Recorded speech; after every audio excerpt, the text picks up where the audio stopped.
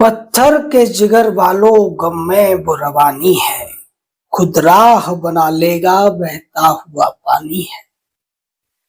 नमस्कार, मैं जनवक्ता श्री ओम गौतम और मैं जिस मामले की आपके सामने बात करने जा रहा हूं या फिर आपकी अदालत में जिस केस को रखने जा रहा हूं, ये बड़ा ही दिलचस्प केस है।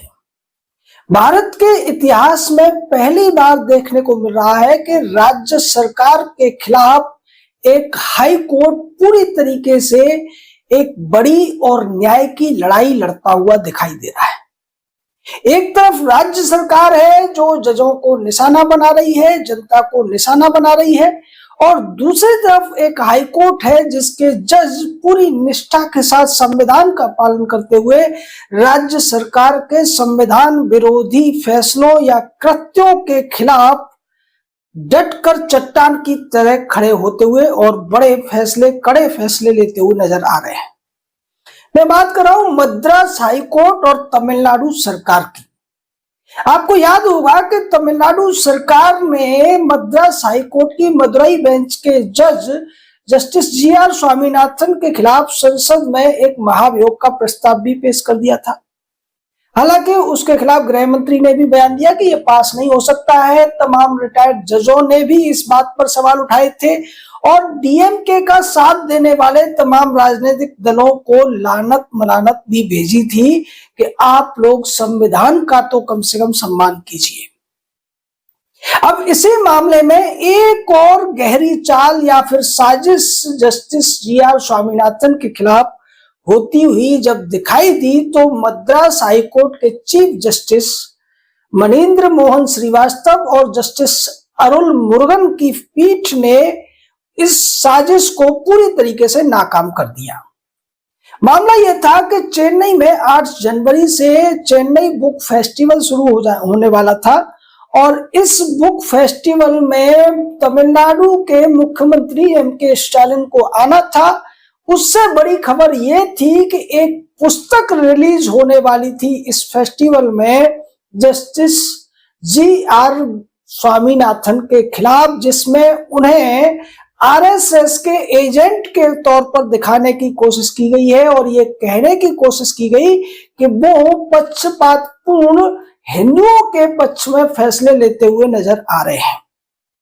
इस पूरे मामले को लेकर एक वकील हाईकोर्ट पहुंचे और हाईकोर्ट के चीफ जस्टिस ने इस पर स्वतः संज्ञान लेते हुए मामले की सुनवाई की और उन्होंने इस पुस्तक को न केवल गाली गलौज वाली बताया, अब्यूजिव बताया, उन्होंने इसे अपमानजनक बताया और इसे कोर्ट की अवमानना के दायरे में रखते हुए पब्लिशर के खिलाफ कोर्ट की अवमानना का मामला शुरू कर दिया है।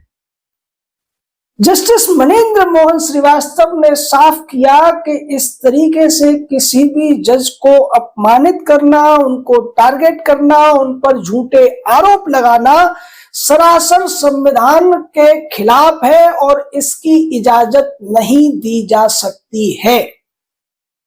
अब आप कहेंगे कि यह पुस्तक तो किसी व्यक्ति ने लिखी होगी। बिल्कुल किसी व्यक्ति ने लिखी है, लेकिन लिखवाई किन लोगों ने होगी इसकी आपको कल्पना करने की जरूरत नहीं है। निश्चित तौर पर यह डीएमके के लोगों की एक बड़ी साजिश थी। वो जस्टिस स्वामीनाथन को तो बदनाम करना ही चाहते थे, इसके साथ साथ दूसरे जजों के ऊपर भी दबाव डालने की कोशिश कर रहे थे जो जज निष्पक्ष होकर न्याय के लिए लड़ते हुए दिखाई दे रहे हैं। आज की डेट में पूरे भारत में अगर कोई हाई कोर्ट सही तरीके से फैसले लेते हुए, जनता के हित में फैसले लेते हुए, संविधान के अनुरूप फैसले लेते हुए अगर दिखाई दे रहा है तो वो मद्रास हाई कोर्ट है। मद्रास हाई कोर्ट के लगातार जिस तरीके के फैसले आ रहे हैं, केवल जस्टिस स्वामीनाथन ही नहीं, अब वहां पर दर्जनों जज ऐसे हैं जो साफ तौर पर राज्य सरकार के गलत कामों के खिलाफ फैसले दे रहे हैं, संविधान के अनुरूप फैसले दे रहे हैं और न्यायपूर्ण फैसले दे रहे हैं। यही वजह है कि डीएमके इस सब को पचा नहीं पा रही है और उसने जिस जज का सम्मान करना चाहिए था, जिस जज के लिए उन्हें पुरस्कार देना चाहिए था, उस जज के लिए पहले वो महाभियोग का प्रस्ताव लेकर आते हैं। जब उसमें वो असफल होते हैं, पूरे देश में किरकिरी होती है, तो फिर उस जज को बदनाम करने के लिए एक किताब लिखवा दी जाती है जिसको बांटने की पूरी कोशिश थी। लेकिन अब इस किताब को पूरी तरीके से मद्रास हाई कोर्ट ने बैन कर दिया है। एक तरफ हमारे सुप्रीम कोर्ट के जज हैं, पूर्व के कई सीजेआई हैं, लंबी चौड़ी बातें करते थे, जुडिशरी के इंडिपेंडेंस की बातें करते थे। उन सब का ध्यान मद्रास हाई कोर्ट के साथ में जो कुछ तमिलनाडु की सरकार कर रही है उस पर क्यों नहीं जा रहा है? ये लोग आंख बंद करके बैठे हुए हैं। मद्रास हाईकोर्ट संविधान को बचाने के लिए किसी भी हद तक जाता हुआ दिखाई दे रहा है। वहां के जो जज हैं वो किसी भी बात की परवाह न करते हुए संवैधानिक फैसले लेने से बिल्कुल भी नहीं हिचकिचा रहे हैं। और यही वजह है कि तमिलनाडु सरकार अब उनके खिलाफ ऐसी घिनौनी साजिश करने पर भी उतर आई है। आप सोचिए कि एक सिटिंग जज के खिलाफ आप केवल इसीलिए प्रोपेगेंडा चलाने की कोशिश कर रहे हैं, एक नैरेटिव बनाने की कोशिश कर रहे हैं, क्योंकि उनके जो फैसले हैं वो आपके गलत कामों के बीच में रुकावट आ रहे हैं, आपकी जो अपीजमेंट की पॉलिटिक्स है उसके लिए रुकावट बन रहे हैं। आपको याद होगा कि कार्तिकेय दीपम के लिए जस्टिस स्वामीनाथन ने फैसला लिया था। बाद में राज्य सरकार उस फैसले को मानने की बजाय दोबारा से अपील करती है। 2 जजों की बेंच भी उस फैसले को बरकरार रखती है और ये कह देती है कि अगर साल में एक बार सुब्रमण्यम स्वामी यानी कि भगवान मुरुगन के जो भक्त हैं वो दीप स्तंभ पर अगर दीपक जला लेंगे तो इससे दूसरे समुदाय को क्या दिक्कत होगी, ये समझ से परे की बात है। उस फैसले में पीठ ये भी कहती है कि लॉ एंड ऑर्डर की सिचुएशन दीप जलाने से खराब नहीं होगी, बल्कि राज्य सरकार अगर चाहेगी तभी खराब हो सकती है। यानी कि साफ तौर पर हाई कोर्ट ने राज्य सरकार की जो कुत्सित मानसिकता है, जो कुत्सित योजनाएं हैं, उनको उजागर करने का काम किया। और इस सब के लिए राज्य सरकार, डीएमके पार्टी अगर किसी को दोषी मान रही है तो वो जस्टिस जीआर स्वामीनाथन को। हालांकि अगर ये किताब वो लॉन्च हो जाती तो ये कहानी यही नहीं रुकती, बाद में ये दूसरे जजों को भी टारगेट करने वाले थे। लेकिन बीच में हाईकोर्ट के चीफ जस्टिस आ गए, उन्होंने इस मामले का स्वतः संज्ञान लिया और साफ तौर पर राज्य सरकार को यह बता दिया कि जब तक हाईकोर्ट है तब तक उन्हें असंवैधानिक तरीके से ये साजिशें करने नहीं दिया जाएगा। अब सवाल उन पार्टियों पर भी है जिनके नेता, जो ज्यादातर पारिवारिक पार्टियां हैं, और उनके नेता आपको जगह जगह पर या तमाम वीडियो फुटेज के अंदर संविधान लहराते हुए नजर आ जाएंगे। सवाल तो उन कुतर्की वकीलों के ऊपर भी है कि वो हर किसी के लिए सुप्रीम कोर्ट पहुंच जाते हैं और ये कहते हैं कि हम तो केस प्रो बोनो यानी कि मुफ्त में लड़ रहे हैं। उनमें से कोई वकील इस तरीके के मामलों को सुप्रीम कोर्ट ले जाता हुआ क्यों नहीं दिखाई दे रहा है? क्या किसी जज के ऊपर आप इसीलिए महाभियोग लगा देंगे क्योंकि उसने एक सही फैसला दे दिया है और आपकी नजर में वो फैसला हिंदुओं के हित में है? अगर कोर्ट में कोई केस जाएगा, केस के मेरिट्स जो होंगे, फैक्ट्स जो होंगे, उसके आधार पर जज को फैसला देना होता है और उनसे अगर किसी वर्ग विशेष का हित सकता है तो फिर जज को आप कैसे दोषी ठहरा सकते हैं? यही वजह थी कि 56 रिटायर्ड जजों ने, जिसमें सुप्रीम कोर्ट के भी जज शामिल थे, उन्होंने इन पार्टियों को बुरी तरह से लताड़ने का काम किया था। लेकिन ये लोग संविधान की लड़ाई नहीं लड़ते हैं, ये सिर्फ और सिर्फ तुष्टीकरण की लड़ाई लड़ते हैं, ये कम्युनिज्म और कांग्रेसी सोच की लड़ाई लड़ते हैं। इसीलिए जब कोई व्यक्ति देश की सेना को गाली देता है, देश की सेना के जनरल को गली का सड़क का गुंडा बताता है, या फिर चीन की तारीफ करता है, पाकिस्तान की तारीफ करता है, आतंकवादियों के पक्ष में बोलता हुआ नजर आता है, तो ये लोग उसकी अभिव्यक्ति की आजादी की लड़ाई लड़ते हुए सुप्रीम कोर्ट में दिखाई देते हैं। लेकिन यहां पर साफ तौर पर संविधान को धता बताने की कोशिश की जा रही है। संवैधानिक कोर्ट के एक जज पर तमाम आरोप लगाकर उनकी प्रतिष्ठा को धूमिल करने की कोशिश की जा रही है। उन पर झूठे आरोप लगाए जा रहे हैं, झूठे आरोप लगाकर उन्हें हटाने की कोशिश की जा रही है और ये पार्टियां उन्हीं लोगों के साथ खड़ी होती हुई दिखाई दे रही हैं। सबसे शर्मनाक तो इसमें उद्धव ठाकरे की पार्टी का मामला है कि जिन बाला साहब ठाकरे ने पूरी जिंदगी हिंदुओं के हित में लड़ते हुए निकाल दी, जिन्होंने साफ तौर पर बाबरी मामले में यह कह दिया था कि हाँ, जिन लोगों ने बाबरी के ढांचे को गिराया है वो मेरे लोग हैं, उन्हीं बाला साहब के बेटे की पार्टी भी एक हिंदू हितैषी जज जो न्यायप्रिय है, जो अपने जजमेंट्स के लिए पूरी दुनिया में विख्यात हो चुका है, ऐसे जज को हटाने की साजिश में शामिल हुई उद्धव ठाकरे की पार्टी। वहां अखिलेश यादव या फिर प्रियंका वाड्रा का खड़ा होना बहुत ज्यादा आश्चर्य की बात नहीं है, क्योंकि ये लोग तो तुष्टीकरण की राजनीति बहुत पहले से करते हैं।